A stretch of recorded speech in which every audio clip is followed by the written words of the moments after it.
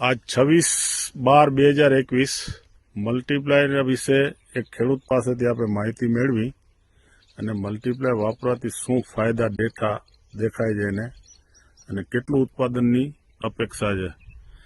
મિત્ર, તમારા મોઢે કહો કે બીજા ખેડૂતને ખબર પડે કે ઓર્ગેનિક બેઝ ઉપર કેવી રીતે જાવું અને કેના સહારે જાવું, મલ્ટીપ્લાયરથી શું ફાયદા મળ્યા, તમે તમારા પિયતમાં કેવી રીતે વાપર્યું હતું અને સામે યુરિયા ડીએપી કેટલું ઓછું કર્યું છે. મનસુખભાઈ, તમે કહો હવે. હા, મારું નામ દિનેશભાઈ, માધાપર ગામ.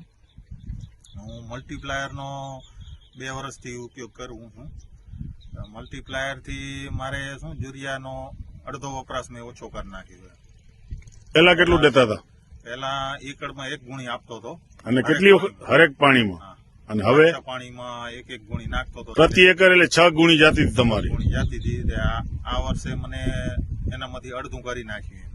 હમણાં અડધું જ આપું છું. અડધી એકડે પહેલા 1 ગુણ આપતો, હવે એકડે અડધી ગુણ. અને મલ્ટીપ્લાય કેટલું આપો પાણી એકડમાં હું 500 ગ્રામ આપું.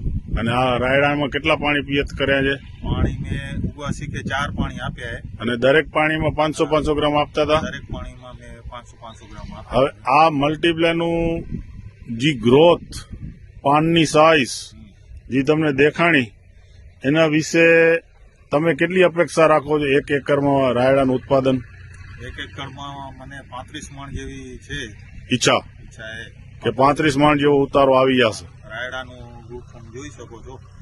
અને ગઈ સાલે તમારું ઉત્પાદન 1 એકરમાં કેટલું આવતું? ગઈ સાલે અમારા હર સાલમાં 30 મણ 28-30 મણ 28-30 મણનું ઉત્પાદન આવતું. આ વખતે તમને 35 મણની અપેક્ષા છે? 35 મણની અપેક્ષા છે અને મને છે કે ઉતરશે 35 મણ. અચ્છા, ધન્યવાદ દિનેશભાઈ તમારો.